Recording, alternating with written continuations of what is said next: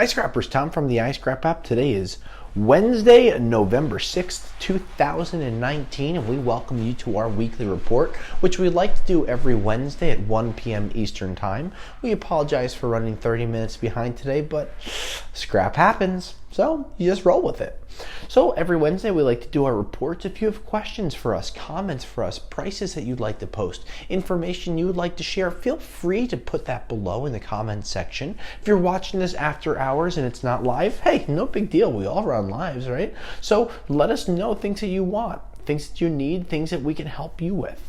We know that we've had a couple people complaining about some of the features on iScrap lately, and we want to let you know not only have we seen them, read them, absorbed them, we have been working on them behind the scenes, but technology nowadays is not the easiest thing in the world to deal with. So instead of doing it, a job that's just half to our standards, we've been working on preparing a new website. We just put out a couple of new apps. We have a couple new features coming out in the upcoming months that we're going to be really proud of sharing with you, and we're doing our best job to make sure that you're getting more information pushed towards you so you learn more about the scrap markets as they are. So let's jump right into the markets. Don't forget, if you're a Patreon supporter, you've been getting some more tips and tricks throughout the weeks and ideas on what's going on with the markets. Now we want to talk about copper first. Now earlier this morning when we wrote some of our notes for our weekly report, the market was relatively stable. Now we have seen the market drop about 2.5 cents today, but we don't consider that a huge drop because over the last week and a half to 2 weeks, the market really has been very, very stable. After seeing about a 10-cent increase overall, we saw that market level itself off, and we started to see some of the reported prices coming in, ticking up higher and higher and higher. Now we've seen Bear Bright reported as low as $2.01 and as high as $2.26 a pound. Now we're watching these markets and we're saying to ourselves, when are we going to start to see the turnaround happening? And we're hoping that it's right now. Now we know a few weeks ago we talked about phase one between the United States and the Chinese and having this deal come together. And we think that this is a bit of a ripple effect from that.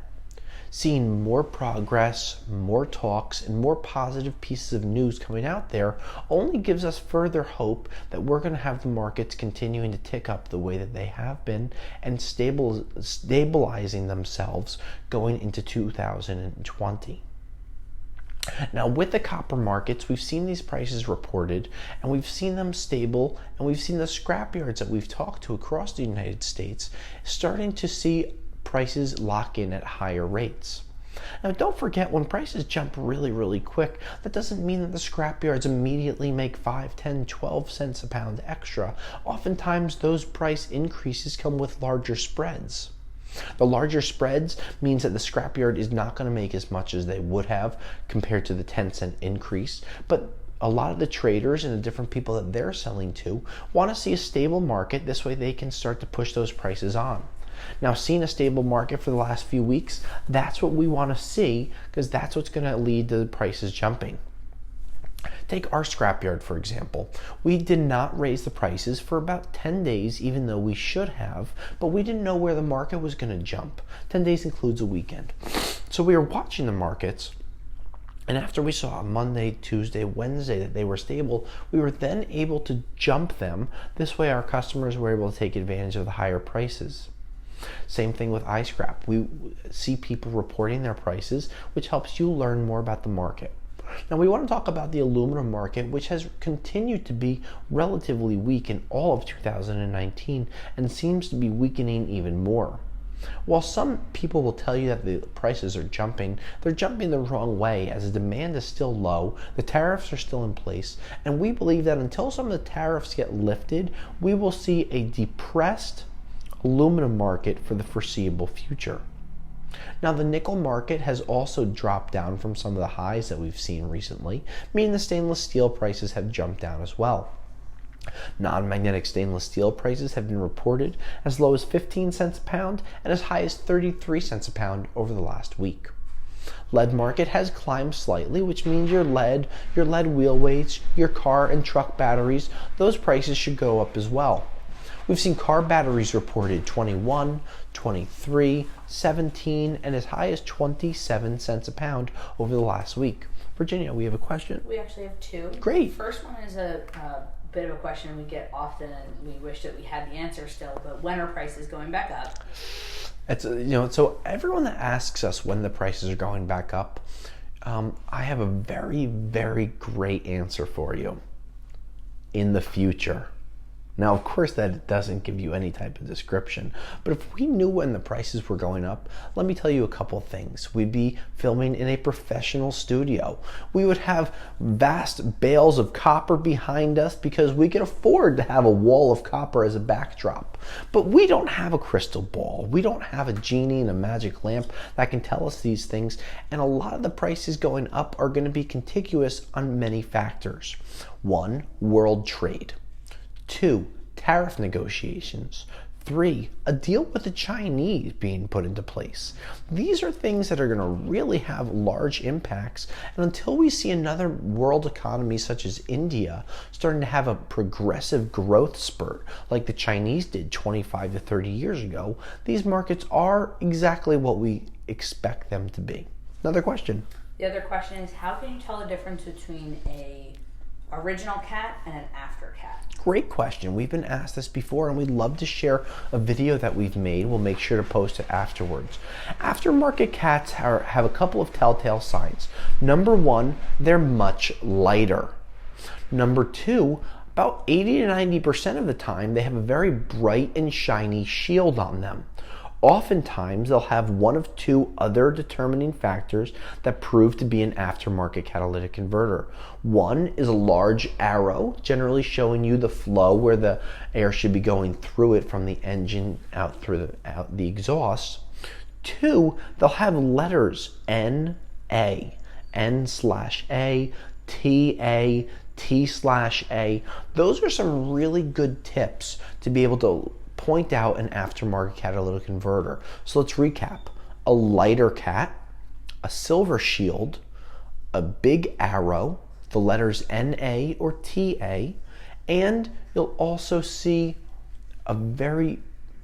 you could see welds around the pipes being a little dirtier or a little out of whack, which means that the mechanic that could have installed the aftermarket cat was a little sloppy or was working underneath the car. Generally, welds that takes the cat to the pipe are very clean when they come off OEM. Also, original equipment manufacturers, OEM catalytic converters. So there's a couple of tips that'll hopefully help you out going forward. But of course, you can always go to our sister company, rrcats.com. That's rrcats.com. Be able to upload some of your catalytic converter pictures, your serial codes, and we'll be able to get you some prices on those within 1 business day or less. So we want to talk about some of the steel prices. Now, we have finally started to see some increase in the steel market, with prices jumping anywhere from $7 to $20 per ton going into the month of November. Now, you're going to start to see these prices happening probably next week, as we've started to see them flow through our door. Through our scrap side, our scrap yard, we've started to see these prices increasing on our end over the last day or so. Now, going forward to the rest of 2019, we have a couple predictions that we hope aren't completely true, but we know are going to definitely be partially true. It's kind of like the weather.